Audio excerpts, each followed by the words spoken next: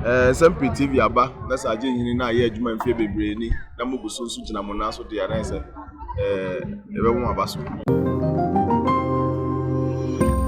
Be the first to know Nsem-Pii TV. Yempanyfo abu baby say kusi owe on tempi area. Na unse kusi apie area. There's asem kese pa na si. A branch friend Stephen Atubiga, another papa friend Stephen Atubiga.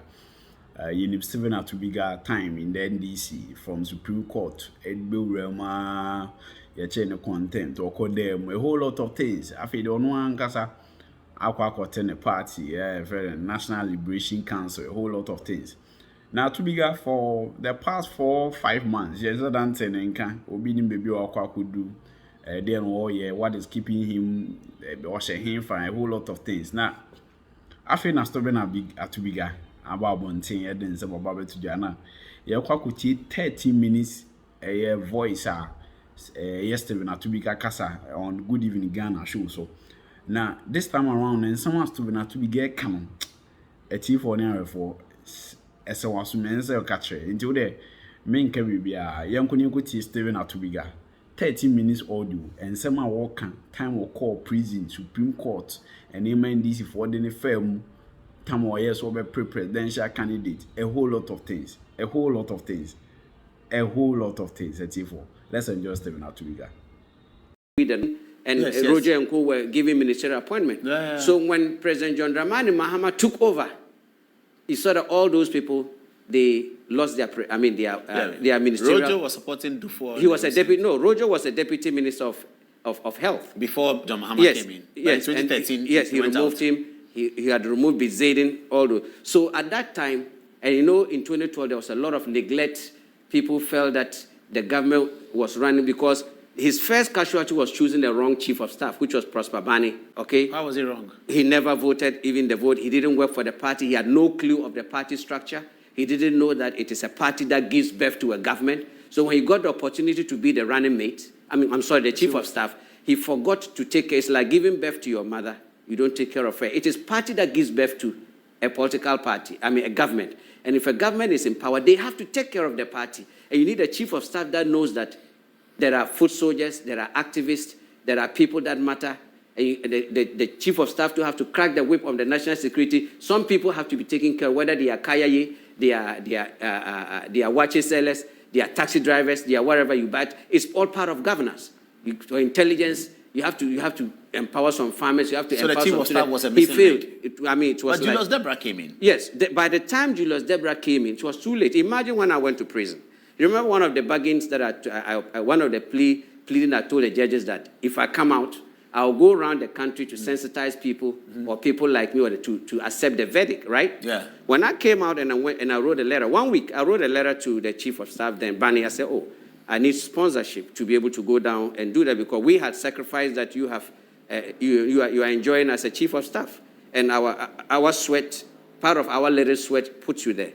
This man, if it was somebody who was a cadre, if it was somebody who was a comrade, if it was somebody who really understood the party structure, will at least fool me and even invite me into the office after I've written to you. Oh, Steve, how are you? How was prison? How is everything? Okay, even if you are not willing to support, say, maybe I'll talk to 1 or 2 people. He just wrote me a letter. He replied. Like I came looking for a job, or like I came begging for money from heaven, or like I came telling him that, can we share your wife or can we share your family properties? What did he say? He just sent me a letter saying that I'm sorry, there's no money.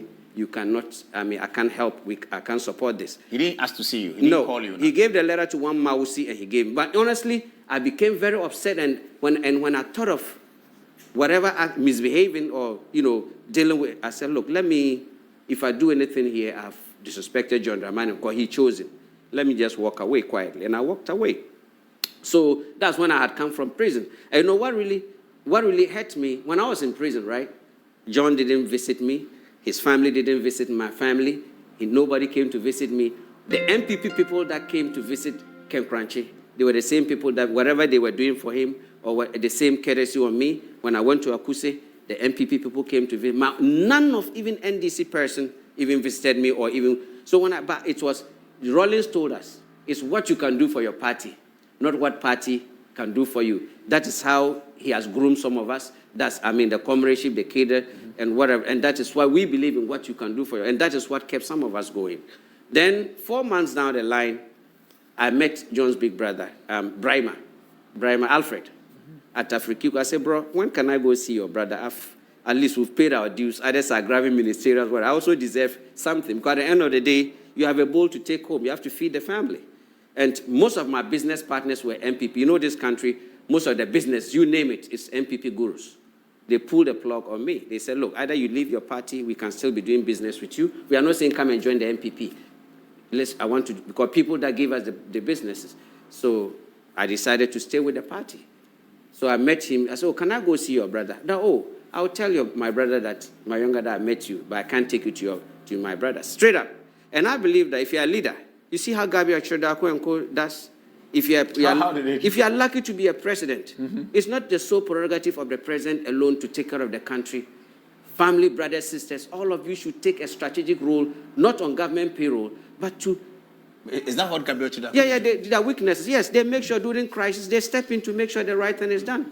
And that is how brothers are supposed to do. You don't have to be on government payroll. The power that So you're unhappy that Alfred... I wasn't happy, but when I think about my relationship with John Dramani Mahama, I look and see, if you're a Christian, I have a Muslim background, a Christian background. The best way to live long, to be happy, is let God sit in your heart for you to forgive. That is the only way you can succeed. He never said, then he met me one day, oh, my brother says he's going to make you, how do you call it, a board member of the prison service. I said, my brother, that is not... Board member of the prison service? Yes. I said, my brother, that is not what I need. I need projects to do. I was a contractor in U.S. I was building houses and selling. I had a handyman company. I had at least every year, I'm one of the Ghanaians, that were doing good over there. What am I doing with board this? Then 6 months down the line, one of his brothers, very respectful, very nice guy, Michael.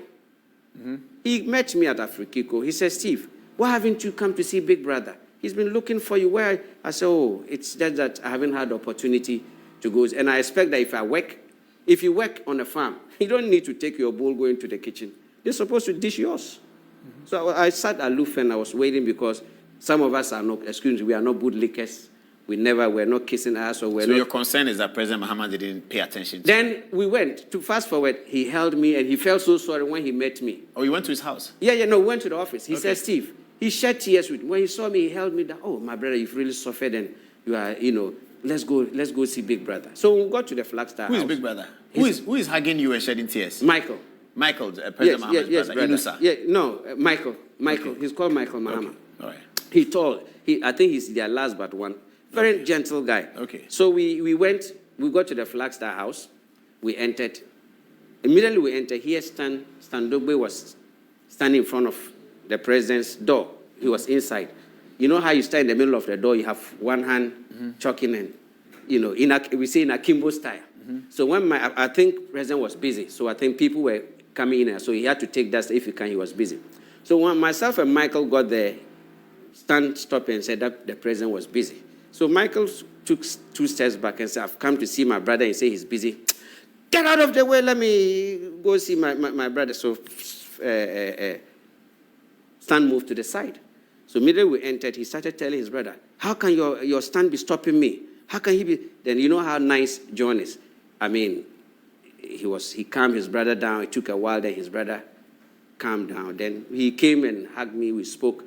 And then we spoke about family matters, and he left his office, came just as I was seated here, he was seated he was seated this way, Michael was seated, I was seated this way. He said, Steve, why haven't you come to see me in the house? I mean, you are a brother. I mean, you don't need permission, you don't need to come to my house. I mean, through any security or any protocol. Then I apologized to him for not taking those steps.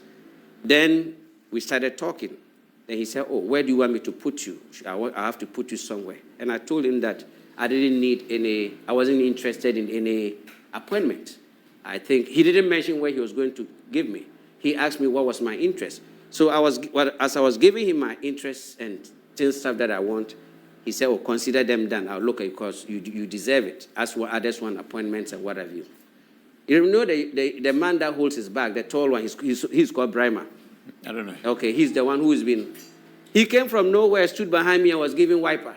that the president should agree, the president should. So, how do you know that if he was standing behind you know, I'm a street boy and a gangster, and I know what time it is. And you could tell spiritual that somebody was behind me. Spiritual? Yes. I could, you know, he wasn't far from me. And that's, you know, so you could feel it? Yes. So I turned and saw him. So I could tell from the facial expression that the president wasn't happy. That he was getting a signal he did. Yes, his brother wasn't happy. So after then, we continued our talk and we got up. So on our way, Michael said, look, I know you saw what our cousin did. Don't mind him. He even does that to all of us.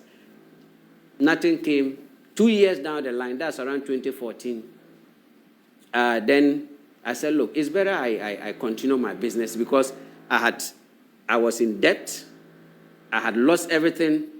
Nothing was coming in. And, you know, you gotta eat. So Michael, Ibrahim picked up the wind. And he invited me to his house. Then he called Julius. You guys are not taking care of us, Atubiga. They have worked in his bedroom one morning. That was the day the president was going to Bupe to commission that. By this time, is Julius chief of staff? Julius chief of staff then. So Julius came. Then they had a talk. And that day I was supposed to go perform my mother's funeral in my mother's hometown. You know, my mother is Konkomba, my father is Kusasi. So when you perform the mother's funeral, you have to go to your uncle's place for a tradition, my mother's area. Mm-hmm. If not, there's a perception that bad luck will follow. It is your uncle's. So I had to go. That day I went and did it and came back, and nothing came till fast forward.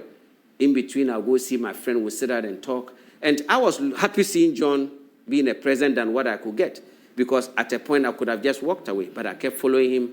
Nothing came. 6 months down the line, there was another project. Steve, let me put you here.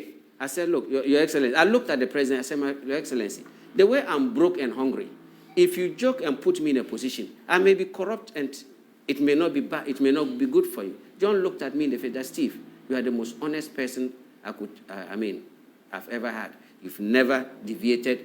You've never been angry. You've never complained, even though you don't have anywhere to go. I mean, if you could have pulled the plug on me. So fast forward, that I'm going to put you somewhere. I said, no, okay, I'll work on your project. This is about 6 months towards election. Nothing happened. And when they pulled the plug on John didn't want to be president again. When they betrayed John, based on 2016 election yes. There was he didn't want to be president. Yes, and it was Ibrahim published that in the graphic that his brother was not going to be president. Yes, I can speak with authority that we had the meeting myself and we talked. When I call him now, he will even pick. We had a very good relationship. He said, Steve, there was a day I went to the house talking him to come over. Lord, and I said, leave my husband alone. We are joining ourselves in opposition. That we're no more interested. Look, I was on John's neck. If John cannot count 5 people without not mentioning my name, that was the one giving him trouble. At a point, he said... Pressure to run for 2020? Yes, 2020. At a point, then I took permission from him that I also wanted to try. And remember, losing an election is also part of the equation. Try what? To lead the NDC party. I think it was... Yourself? Yes. Then as a flag bearer? Yes, then he gave... That was our contestant. He gave me his blessing. I knew I may not win, but I had pushed... You contested against him? Yes. I withdrew 1 week to the election that I withdrew. So he said, Steve, at least you are the only person among all those contesting me who had come to take permission from me. So how did the situation change? How did he decide? Okay, down the line, he called me that, Steve, give me the opportunity to talk to my God. You know, John Dramani Mahama is very prayerful. Mm-hmm. So at a point, he told me that, Steve, I've spoken to God and I think it's time for me. I want to join the wagon. At that time, Alabi and Co had all started on board, and I don't want to mention somebody's name. A family member was sponsoring Alabi because he didn't believe that the brother would come. Are you getting me? Are you talking about Ibrahim? Well, I don't want to mention. Had given him a V8 and had brought. And remember, one of Alabi's campaign managers ran back to John with a pickup. Okay, so that is how. And I wanted to start. He said, Steve, don't quit. You have to be with it. And put me on record that when we all the aspirants, the presidential aspirants, when we went to Jerry, I didn't know among my 8 colleagues the decision was to tell John not to contest because they feel that he had gotten the opportunity. And when did this happen? The day when we went to protest for the 3 billion filing fee at Jerry's house. Yeah. So that, I didn't know my seniors. That was the plan. So for Jerry to tell President Mahama yes, not with to the contest. leadership not to So was John Mahama in this meeting? No, he wasn't there.